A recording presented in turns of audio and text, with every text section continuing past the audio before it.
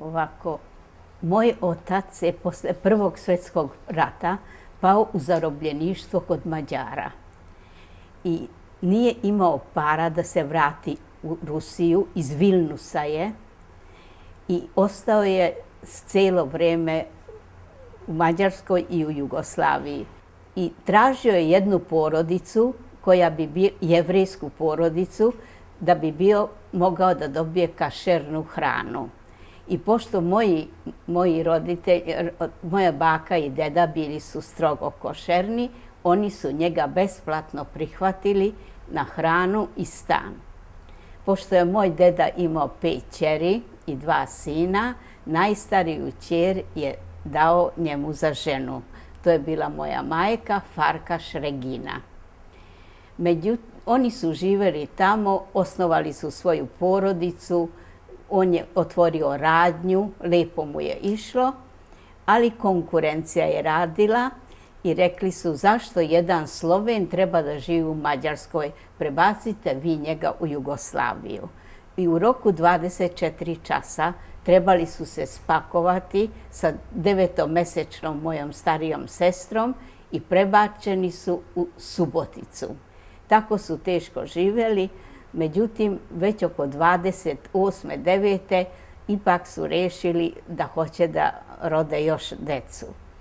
I onda 1929. rodila sam se ja. Onda posle 17 mjeseci rodila se još jedna sestra, Frimet se zvala, ona je posle stradala u Auschwitzu. Tata je imao jevrijskih Rusa prijatelja, jedan se zvao Halif, i tu je i umro u Izraelu, i sin njegov živi u Ranani, on je umetnik, crta, mislim, Monastirskijevi, Halifevi. Oni su često dolazili kod nas, skoro svako večer, stanovali su blizu i tamo su posedeli, popričali i ja se sećam da su čitali i novine i počelo se govoriti o početku ratova. Onda prvi put sam vidjela da moja mama plače, jer u Žabljaku ili gde su ubili neke Jevreje. 1939. godine u Jugoslaviji bio je jedan jako veliki antisemita, ministar za prosvetu, i naredio je da sve jevrejska deca budu izbačena iz škole. Bila sam dobra učenica, išla sam u 1. razred građanske škole i jedan dan su rekli idi kući, više ti ne možeš, ti si Jevrejka i ne možeš da ideš više u ovu školu. Ja sam otišla kući i rekla sam tati i mami da sutra ne trebam ići u školu i onda sam prvi put u životu vidjela da moj tata glasno plače. Onda je bila tamo jedna jako dobra srpkinja profesorica, zvala se Dimitrijevićka, i ona je besplatno otvorila se jedna privatna mala škola za jevrejsku decu koja su ostala, nisu mogla učiti dalje, i mi smo išli kao 1. razred gimnazije. To se otvorilo u zgradi gdje je bila sinagoga, tamo su našli jednu prostoriju i već posle je došla naredba da 2. razred smo mogli nastaviti u redovnoj školi. Tako smo onda išla u 2. razred u redovnu. Sve do 1941. godine su ušli Mađari. Mađari su nas u školi primili, mogla sam ići u školu. 2. i 3. razred građanske škole sam završila za vreme Mađara, ali su bili među nastavnicima takvi antisemiti da ja to nikad zaboraviti neću. Bila sam jako dobra u građanskoj školi iz matematike. Rekla je, dobit ćeš jedinicu, to je najbolja ocena bila, samo u tom slučaju ako izađeš na moje mesto i sve što ti učenici budu postaviti pitanje, ako znaš odgovoriti, dobit ćeš 1.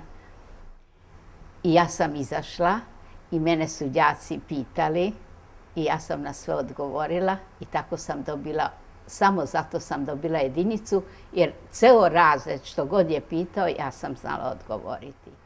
Eto, to je bilo 41. Druga, i da je tata rekao da bi dobro bilo otići odavde, ali gde? I onda nisu našli rešenje. Oni koji su imali para, neki su otišli gore za Budimpeštu i tamo su se skrivali. Nas su iznenada aprila mjeseca odneli u Bačku Topolu. Samo su došli i kazali spakujte se, za 1 sat treba da idemo. A stariju sestru, ona je već bila udata, nisu još nosili. Samo mi koji smo zajedno bili. I kazali su da, a moja mama je sedela na jednoj stolici i štopala čarape. Kaže, Lea, ti spakuj, meni su se noge udrvenile, ja ne mogu ništa.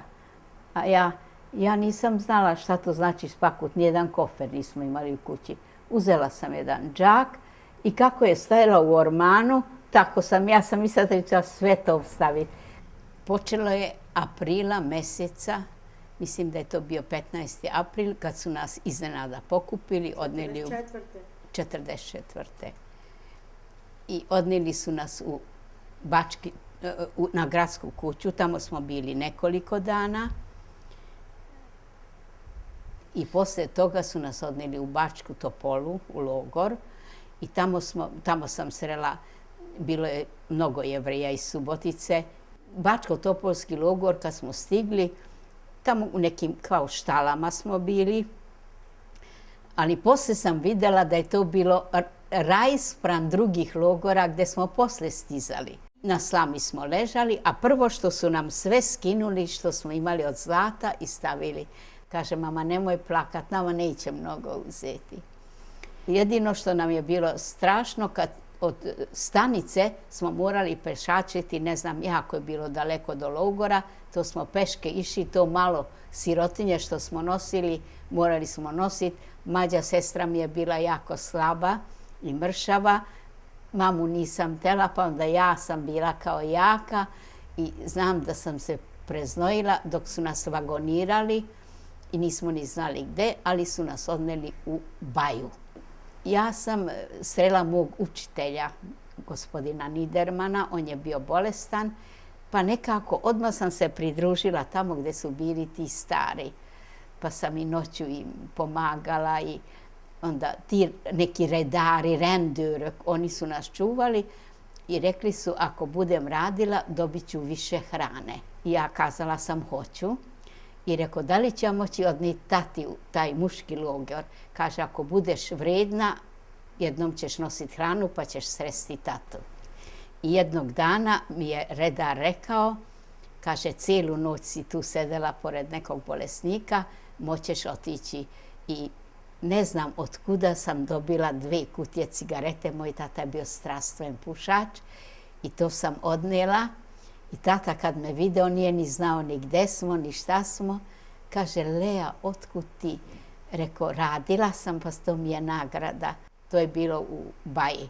Poslije izvjesnog vremena su nas stavili iz tog logora, pokupili i u privatne kuće su nas stavili, čiji muževi su radili kao zanatlije, kao moj tata Herichter, nemačkim vojnicima je krojio čizme. Onda njihove porodice su mogle ostati tamo u onim kućama gdje su Jevreji već odnešeni. I onda šta nam je bila dužnost?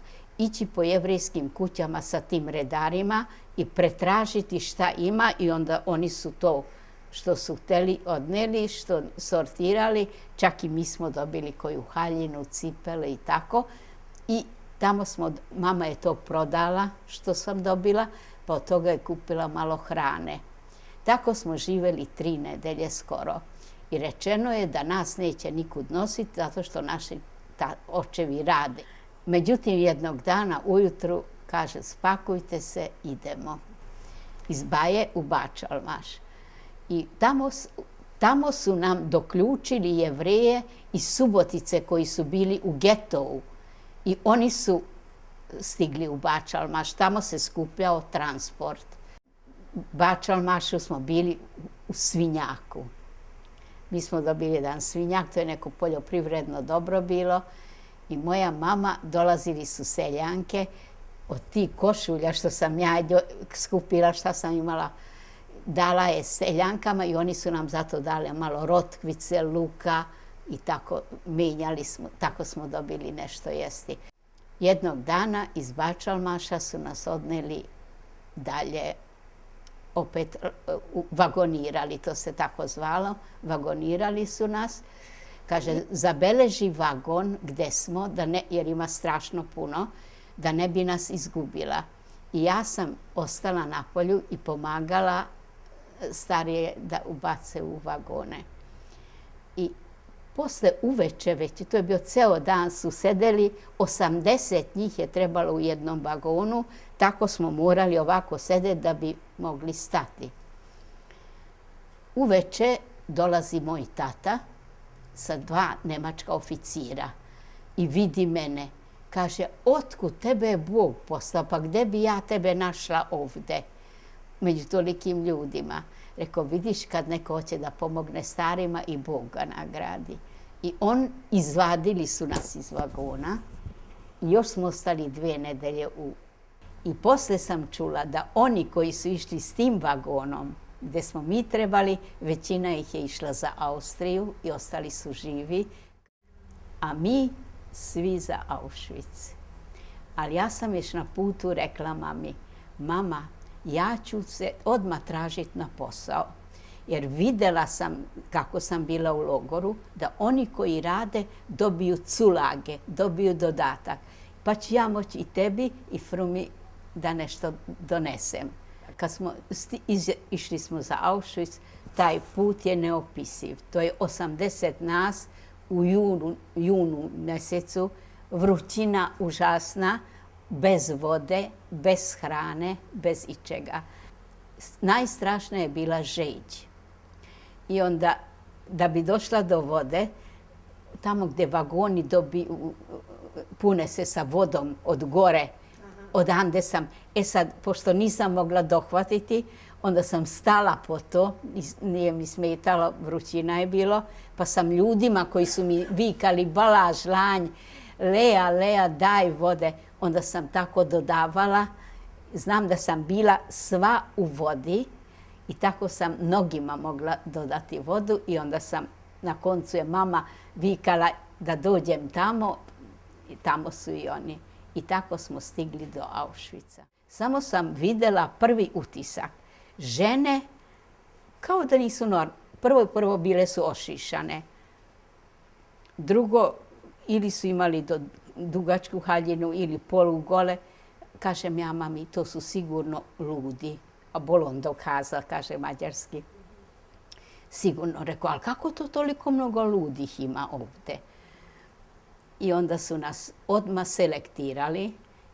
Pamtim Mengelea. Šta sam ja znala? Ja samo sam rekla ich möchte arbeiten. Ich möchte arbeiten. I ništa o meni ni jednu reč nije rekao, samo je ovako radio. I ja kažem mami, kaže, mi ćemo sigurno tamo gdje su starija i deca. I ja sam gledala za njih, a tu već sam vidjela neke moje poznanice iz Subotice, tako mojih godišta. I onda sam vidjela zadnji put mamu i sestru, više nikada. To je bio zadnji.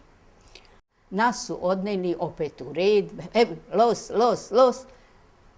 Veliko jedno mesto, kao kupatilo. I rekli su da skinemo sve sa sebe. Sve. I onog časa kako su nas skinili, odmah su nas počeli šišati. I sa glave i pod pazuhom, skroz su nas ošišali. Rekao, vidi, sad smo i mi ove lude žene što su bile. I na to gledam, ja sam dobila samo jednu suknju, onako dugačku suknju. Rekao, vidi kako su se zbunili, naivan si kad ne znaš šta. Kažem, zbunili su pa mi nisu dali bluzu. Ja već bila ipak 14 godina. I odem ja aufseherki, naivna. Kažem da nisam dobila bluzu. A ona me gurnila, rekao, i ova nije normalna, rekao. Pa sad kako mogu ja ići u suknji bez bluze? I onda sam uzela tu suknju i gledala sam šta da radim. I ja sam onaj deo što ide na struk vezala tu, tako da je suknja ispala da eto tako mi malo pokrila tur. I u toj sam suknji bila do decembra meseca. U toj suknji i nekoj drvenoj nanuli bez gaćica, eto to mi je bila garderoba. Program. Ujutru, oko 4, pola 5 su nas dizali, celapel, los, viču, brzo trčiš, izađeš i satima stojiš 5 po 5, da bi te blokel tesle, koja je obično bila iz Poljske, izbrojala. I tako smo stajali i čekali dok Aufseherka, to je nemačka ženska, dok ne dođe, i onda nas je ona izbrojala i onda su nas pustili. Onda smo obično ujutru dobili kafu. Zvala se kafa crna. To je bila crna voda, bez ičega. A hleb smo dobili posle podne u celapelu, to je bilo oko 5-6 sati. To je bilo kao ciglja ovakve dužine, ovako, otprilike ova širina. I u Auschwitzu je bilo ili parče margarina ili nekada je bila kašika marmalade. To je bilo jelo. A ili u podne. Kuhinja je kuvala non stop i kad kako. I nekada si u podne, nekada si u ponoć dobio jednu čorbu. Kad kako je koji blok stigo na red. Tako da se desilo da te noći probude, ima čorbe. A šta je ta čorba? To nisi znala od čega je. To je obično bila repa, a desilo se da nekad malo griza vidiš unutra i desilo se da vidiš koji pasulj. Retko. Onda da podelimo, svako je držao ovako ruku, ja sam ušla u taj i delila sam svakom koliko smo mogli. Jedna je dobila 6 pasulja, druga 7, malo repe, to nam je bilo jelo za ceo dan. A najviše što nas se mučilo bila je voda. Juni mesec, toplo, žedan, nema, zatvoren je blok, a jedino 2 puta na dan su otvorili blok gdje se moglo kao prati i dobiti vode. Ali to je takva navala bila da smo jedan drugoj razbili glavu. Svi su se trudili da dođu do malo vode.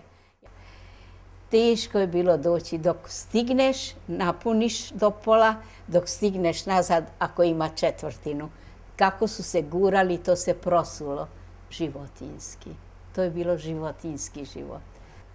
Svake subote je bio celapel kada je došao Mengele na selekciju. To se zvala selekcija. Onda smo trebali poređati se i podići desnu ruku gore i stati na prste i okretati se pred njim. On je uvek doneo još 2 vojnika. Taj Mengele to je bio lekar. A 2 vojnika SS-ovca, oni su se iživjali. Mi smo bile 15 godina, 16, to su oni. Pa su se tako slatko smejali. Ja se mislim, Bože, šta se imaju smejati na toj bedi? I to su gledali, da li imaš skabijes ili šta, ja znam, da li su za neke eksperimente, ja to ne znam. Samo svake nedelje su nas gledali, skinuli se, okretali se i onda vraćali. Kad je čovjek toliko izmučen od gladi i od žeđi i od patnje, ne misliš ti na golotinju, ne misliš ti na takve stvari, drugih osjećaja, osim još što sam gladna, još što mi se pije, trebala bi ići u WC, a ne pustete samo u određeno vreme. Ne misliš ti, to te toliko okupira da na drugo nemaš druge misli. Jednostavno ne misliš. Sve do decembra meseca onda su nas skupili i sve sa nas skinuli, stavili u dezinfekciju, to su oni dezinfikovali i dok se to se kuvalo pa sušilo, dotle smo mi na polju na zimi posle kupanja stojali goli i čekali da dobijemo odelo. Iz Auschwitza su nas odneli u Bergen-Belsen. I uvek smo čekali nešto možda bolje, a ono uvek bilo nešto još gore. Bergen-Belsen je bio tako pun da više nije bilo mesta. Onda su ogroman jedan šator, kao cirkuski šator, to su stavili i u tom šatoru smo mi bili u decembru mesecu sa toliko slame, tek malo da se zvala slama, i na nas 5 dobili smo jedno ćebe. Gladni, žedni, sad se već i smrzavali, zima, dok god nije bilo nekako ispražnjeno malo mesta, pa su nas pustili u neke blokove. Tamo mi jednom prva, u takvom bloku, mi jednom jedna devojka koja je već imala 19 godina, to je meni bila već velika devojka, kaže, znaš da naši roditelji nisu živi? Rekao, kako možeš tako hladnokrvno o tome da pričaš? Šta si izmislio? Što me plašiš? Kaže, Leja, ja tebe ne plašim. Naši roditelji su udavljeni u gasu. Rekao, ko ti je to rekao? Kaže, to je nažalost istina. Ti si mlada i ne razumeš. Ni moja mama, ni tvoja mama nisu živi. Ti tako govoriš o tom? Kaže, nisu živi više. Onda sam prvi put u Bergen-Belsenu čula da su oni tamo i kako to nisam čula? Kaže, bila si na tušu? Da. Kaže, ispod tuša se to odvuklo, tamo iz tuša je išao gas i nama je išla voda, a njima je išao gas, povukli su i onda su upadali oni u kolica koje su odneli da ih ispale. Ja sam se razbolela, nisam mogla verovati. Danima sam plakala, šta ova priča, da li me ona plaši, da li je to moguće? I tako, do kraja nisam verovala, Kad sam stigla kući, ja sam pitala tatu, ti znaš možda gdje je mama? Pa kaže, ti si bila s njom, ti ne znaš? Rekao, ja ne znam. Pa kaže, otkud ja mogu znati, ja nisam bio tamo. Već sam kući stigla. Ubrzo su nas odande opet vagonirali, mi smo to tako zvali. Postavili su vagone, već smo znali nas 80 u jedan vagon sa skupljenim nogama.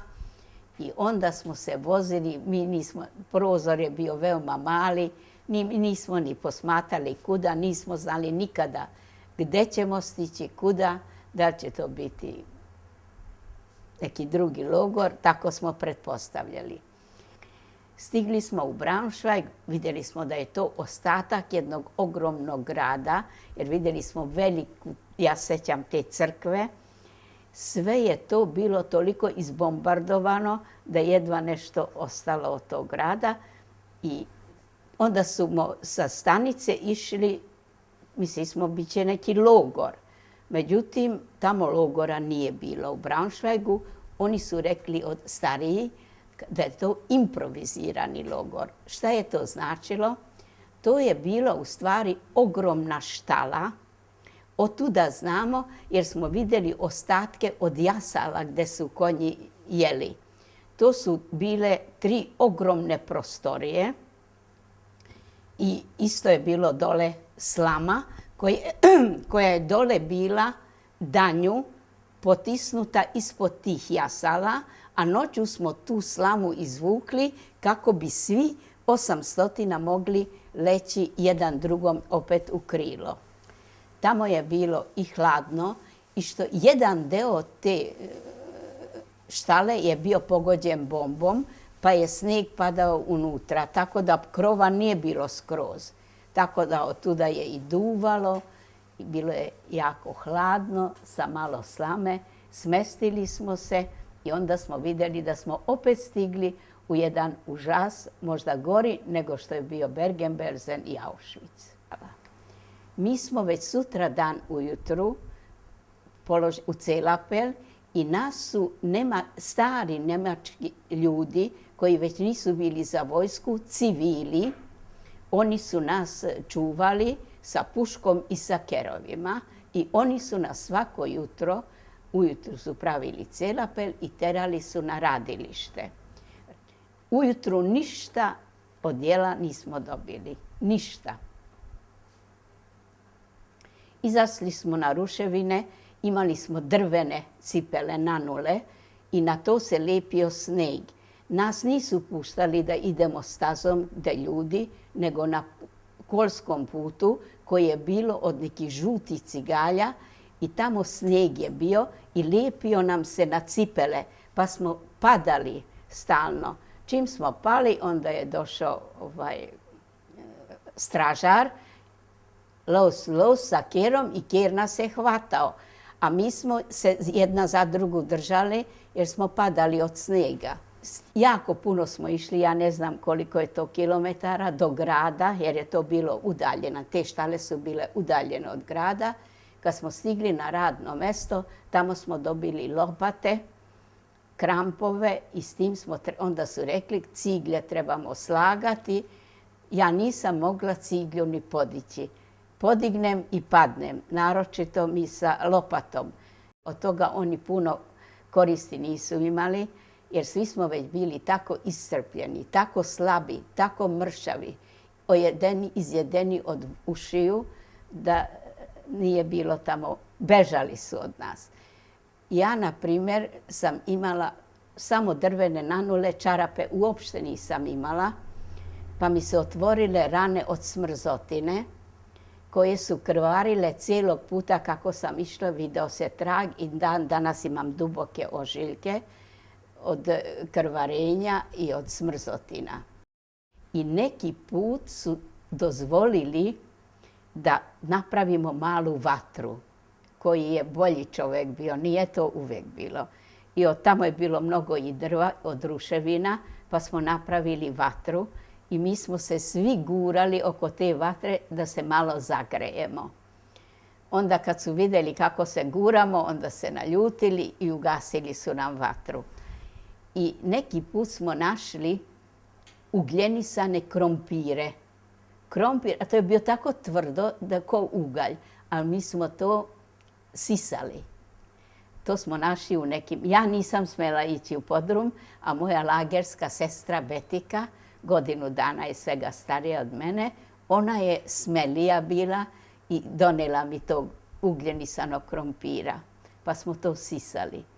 Jedan jedini put je našla jednu konzervu od višnje, pa to je bilo nešto kao lutrija najveća i sa krampom smo otvorili i podelili smo. Svi su rekli, daćemo ti hleb kad stignemo u logor, samo daj nam malo. I ona je to podelila, ali naravno niko je nije dao. Mi smo jeli koliko smo mogli malo, svako je nešto dobio. To je bio jedan jedini put. Jedan put mi se desilo da kad sam tako išla na čišćenje ruševina, jedan stari Nemac koji je nas je čuvao, video je kako mi ide krv iz pete od smrzotine, otvorio je svoju kesu. Bilo je u novinskom papiru namazano masti hleba. To i njima nije bilo verovatno lako, ali je to nama bio najveći delikates i meni je dao to parče hleba. Kaže, napravio je vatru, sedi tu i pojedi. I to jedan put mi se desilo, to sam dobila, to nikad neću zaboraviti. Čak jedan kiseli krastavac mi je dao. Poslije toga sam ja sedela i čučila tamo kod vatre. No šta se desilo? Kako sam dugo sedela, uveče kad je trebalo se vratiti u logor, ja nisam mogla ustati. Probao je i on i svi. Ja sam se ukučila, nisam mogla ustati. A nije hteo da me ostavi, nije smeo. I onda je rekao da onim kolicima kojima smo mi čistili, da me stave u kola, pa ja sam bila među najmlađima, pa da me guraju jedna pa druga i on će dati culage dodatak kad stignemo u lager. Tako da su mene do logora gurali u kolicima jer nisam mogla ni ispraviti, ni stati na noge. Onda je on rekao Blokeltesteu da me par dana ne pošalje jer ne mogu da vidi da ne mogu da hodam. I onda sam ostala ležeći na slami sa drugim bolesnicima koji nisu isto mogli ići. Par dana sam ostala u tom braunšvajskom logoru. Vaši nismo mogli tako jedan po jedan čistiti, nego smo ih smeli sa nas. Te vaši su nam počeli da nas jedu. Ulazili su, i ja imam ožiljke, mogu da pokažem, ulazili su nam u telo, u stomak i jeli su nas. Kad smo uveče došli sa posla, pa smo dobili hranu. Hranu su doneli u nekoliko kablova neke tople supe, ali svi smo se gurali jer nikad nije bilo toliko da bude svima, pa smo se gurali. A aufseherke koje su tamo prisustvovali nisu gledali da li se ti guraš ili drugi. Sa kožnim korbačom su nas cijelo vrijeme tukli da bi se disciplinovano ponašali. Gladan čovjek koji ceo dan ništa nije jeo, probao je da se dohvati malo hleba i tople supe, malo toplog u telu. Naša su leđa bila sva izudarana, nekoliko puta su mi glavu, imam i na glavu ožiljke, tako me je udarila, ja nisam se gurala, nisam imala snage, stojala sam i često mi nije doteklo, ali batina mi je uvijek doteklo jer nisam se znala tako gurati. Iz dana u dan sve više je žena umiralo. Tamo su ljudi umirali od gladi, od proliva, od ušiju i tako. Ujutru kad smo izašli, sve nas je bilo manje. Ljudi su se plašili od nas, bežali su. Izvinite. A pored toga što su nas i tukli i kerovi vijali, mi smo istrčali iz redova kad smo vidjeli smeće, da nađemo nešto iz smeća za jelo. Jedan jedini put se sjećam da sam našla, nisu baš bacali Bog zna šta, valjda nisu imali ni ti ljudi. Ali jedan put sam našla ljusku od krompira, to mi je bila sreća, jer to smo imali taj dan da jedemo, a jedan put sam našla od ribe rep, valjda to nisu jeli i mi smo to, i koje kako đubre, to smo mi jeli.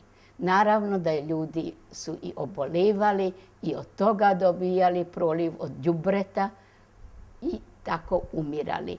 To nije takav, ja sam bila u mnogim logorima i posle i pre, takve strahote, to niko nije mogao da vidi i niko ne može da zamisli šta se desilo. Pošto sam ostala nekoliko dana unutra, ostalo je još bolesnika, a bolesnici su vikali: Lea, možete misliti kako su bili bolesni kad to malo hleba nisu mogli pojesti. Probaj nam kod peći, kod Edite, malo zagrejati da bude kao dvopek. I onda sam ja čučnila da ne smetam, to je bilo jedna tolika pećica, iza toga sam čučnila i grejala sam taj hleb i davala onima koji već nisu bili u stanju ni to malo hleba da jedu. A izašla sam, tamo je bilo snega, vode nismo imali. Topila sam sneg u jednoj konzervskoj kutiji i tako sam ih pojila. I to je trajalo 3 dana. Stalno su vikali: Lea, meni. Znali su me već. I Blokelte ste rekla: zadnji dan si ostala tu, ja više ne mogu da čujem Lea. I bila je nervozna, ona je već 4 godine bila u logoru. Kaže: sutra ideš na posao. Posle izvesnog vremena, kad nas je već ostalo vrlo malo, pravili su selekciju i rekli su: onaj ko misli da može da radi, nek ide na jednu stranu, ako ne može, iće u bolnicu. A nama je bilo jasno da bolnice za nas nema, da će nas odneti u smrt, ali ja sam rešila da idem na onu stranu za bolnicu, jer sam vidjela da ja više snage nemam. Ja sam imala kod oslobođenja 27-8 kilograma, kost i koža. I osjećala sam da ja ne mogu ništa da radim, a bilo mi je tako svega dosta i toliko mi je bilo teško. I toliko sam imala rana od tih ušiju. Uzimala sam slamu sa patosa i gurala sam u ranu da mi ne bi još prodrli, naročito ovdje na stomaku. Bojala sam se da će mi ući već u stomak. Vidim, ljudi umira, jedva je ostalo nas, ako je bilo 150 ljudi, ne više. Ovi su drugi već umrli. I ja sam onda rešila, hoću da umrem. A Betika me vukla i Joža: ajde idemo na rad. Kažem: vi idite, ja ne mogu. I poslije sam samo od njih čula da su ih nosili u neku solanu gdje su gdje se kopala so i da im je bilo jako strašno. I ono malo što je otišlo, od njih jedva je ko ostao. Tamo su isto umirali, a nas su odneli, koji kao u bolnici, zvao se to mjesto Vatenštat. Tamo su nas odneli i to je stvarno bilo kao neka logorska bolnica, jer sam ja prvi put legla u krevet. Hrana nije bila, nismo se najeli, ali dobila sam od cejkle sok, to nikad neću zaboraviti. Ja sam rešila da ću to opisati da bi ljudi znali i da taj današnji naš iz Irana koji je rekao da je to samo priča, da čuje šta se to dešavalo i da je to istina, da je to tako bilo. Iz tog Vatenštata vrlo malo je ostalo. I onda su, koji smo mogli stati na noge i ići, opet su nas vagonirali i odneli su u Ravensbrück. To je jedan veliki logor. A bili su već jako blizu, to smo od ove Blokjelte ste čuli, da je to je front bio blizu i kaže da ne bi ovi vidjeli onda su te krematorijume već dizali u vazduh. Kaže, nas do ujutru neće biti. Nisam se bojala, pojela sam parče hleba i zaspala. Kad sam se ujutro probudila, kažem ja sad sebi, jesam ja živa ili je to već drugi svet? I Blokjelte ste samo počela vikat, los, los, los, brzo da izađemo napolje jer će dići ovo u vazduh. Pa su nas isterali odande. Ja koliko sam isto mogla, izašli smo napolje, odneli su nas u neki blok, Ravensbrück je bio isto veliki logor, u blok i poslije smo čuli strašnu eksploziju. Kaže, to su sad podigli u zrak i kaže, deco, jako su blizu odavde Rusi. Ona je ipak od Nemaca, ona je govorila perfektno nemački. Nešto je doznala. I kaže, blizu je kraj. Tamo prvi put, kako sam bila u logoru, sutra dan su delili neke pakete Crvenog krsta. To nikad nismo dobili. Kaže, to su američki, jer vidjela sam Chesterfield, cigareta je bila unutra.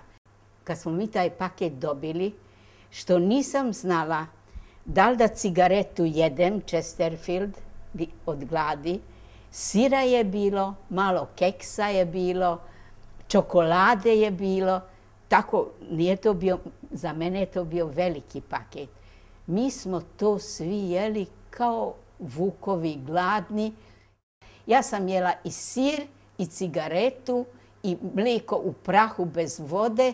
Sve što je tamo bilo u paketu, ja sam to sve pojela. Ujutru se probudimo, vidimo neka vojska. I ja sam onda vidjela petokraku. Ja sam znala da su to Rusi, da je to verovatno ruska vojska. Kad su oni nas vidjeli, ja počela trčala da ga poljubim. A on uplašio se od mene, možete misliti sa 25 kila, polugola. I svi tako kako smo izgledali, samo su rekli njet, njet, njet. I pitali su šta smo mi. Ja sam ipak malo znala ruski jer čula sam kako tata s prijateljima govori i učila sam nešto. I kaže, ko smo mi? Ja sam rekla logorašice, iz logora, Auschwitz. I onda su doveli jednog starijeg. Šta hoćemo da jedemo? Ja sam rekla, ja bi jako voljela da popijem čašu mlijeka. I onda su rekli, pitali smo jednog Rusa, gdje ćemo moći, kako ćemo mi moći ići kući. On je rekao da idemo do Štrasburga. U Štrasburgu, tamo smo, jedan Rus je bio i ja ukrala od njega mapu. Vidim da on gleda, ja ukrala i rekla sam devojkama, sad ću vas ja voditi. Nismo smeli zaustaviti ni kamione, ništa, bojali smo se. Pa smo mjesec dana smo skoro išli peške. Nekako smo stigli do Krakova. I onda iz Krakova smo imali voz i taj nas je odneo sve do Budimpešte. I ja, zato malo novaca, otišla na željezničku stanicu i prvi voz koji je bio za Kelebiju, ja ušla, nikog nisam pitala, ušla sam u voz i stigla za Suboticu. I ja sam stigla i ne vidim nikog i pitam, kaže, ti si Balaš? Kažem, da, poznavali su me. Kaže, tebi je živ otac je tu i sestra i mama. Rekao, vidiš da je tu moja mama. To mi neko lupio. I otrčali su tati kazati da sam ja stigla. On je znao ni da sam živa. Tata je bio u kaputu, baš se kupao, onaj kupaći kaput i bos, pa dosta smo daleko živjeli od stanice. On je bos u tom kaputu je trčao do stanice. I ja sam bila tamo, bilo je tamo rešetka gdje su ovi što su stigli jer će ići za karantin. On je mene digo preko te rešetke i odveo me kući. On je cijelu noć proplakao pored mene.